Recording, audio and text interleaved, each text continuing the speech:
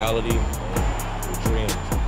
Look at me, look at me, look at me, look at me, look at me, look at me now. Are you kidding me? All of my jewelry cost about 100 times. Get somebody from the 15 row, throw that ball back on the court, please. That energy in there, that's what they've been waiting for. How sweet was that move? With my trap. No. Hey, look at me, look at me now. I was like looking in the mirror like, man, I wonder if they know that I'm 19. Welcome once again, an NBA Friday presented by State Farm. Second game of our doubleheader from beautiful Portland, Oregon, with just about a third of the NBA regular season remaining. Tonight we've got two teams currently on the outside of the Western Conference playoff picture.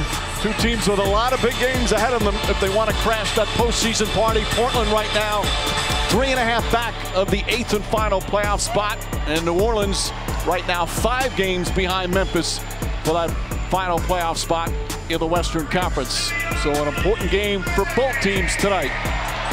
And of course, here in Portland, Zion fever in the Pacific Northwest as the Pelicans will face the Blazers.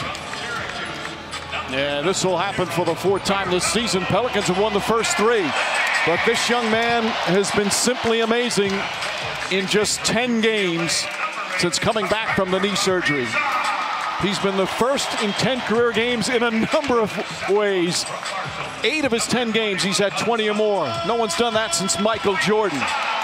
But yes, there's more. They keep piling on. First player with 20 points per game and shooting 55% or better since Shaq back in 92 and 93. Yes, there's even more for Zion Williams. First in 10 career games with multiple 30-point games. That's the first since Allen Iverson in 96-97. He had back-to-back 30-point games just prior to the All-Star break. And of course, when you talk about Zion Williamson, he is only 30 years old. And good evening, everyone, with Mark Jackson and Jeff Van Gundy, Mike Breen on hand, Lisa Salters with us as well. The hype machine can be lethal and make it almost impossible for a player to meet those expectations.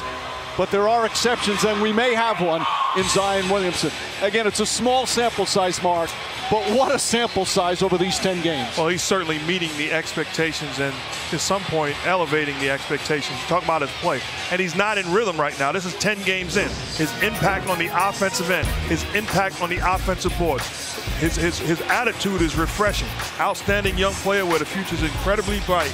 Not only for him, but more importantly for this Pelicans team. In those 10 games, the Pelicans are 5-5, and they're fighting Portland now to get into that final playoff spot. Portland, though, without Damian Lillard, has a strained groin happened before the All-Star break, might be out for a few games. So that clearly means C.J. McCollum has to be the leader of this team right now, and he's our player resume brought to you by Indeed. Yeah, the Lillard injury put a big damper on their playoff hopes, but if they're to stay in the hunt, C.J. McCollum has to be terrific. He's had a good year, not a great year. He could play exceptionally well as a scorer, but with Lillard out, he's got to up that assist mark and become a shot creator for his teammates. Let's take a look at our starting lineups for tonight. And again, for the Pelicans, Ball, Holiday, Ingram, Williamson, and Favors. They're finally getting healthy, the Pelicans are. Meanwhile, Gary Trent with his 4th NBA start without Damian Lillard, and Trevor Ariza with his 12th game with this team as we check in for the first time with Lisa Salters. Hey, Lisa. Hey, Mike. Well, Damian Lillard, like you said, out tonight, but he told me that he actually felt pretty good when he was out here on the court pre-game working out. He said that he feels about 75 to 80%, but he's been told that this kind of groin injury, you can feel about 75 to 80%, but it's that last 20, 25% that just takes time. If you try to do too much too soon, you can re-aggravate it. He expects only to miss about a week, but he knows it could be a game or 2 more.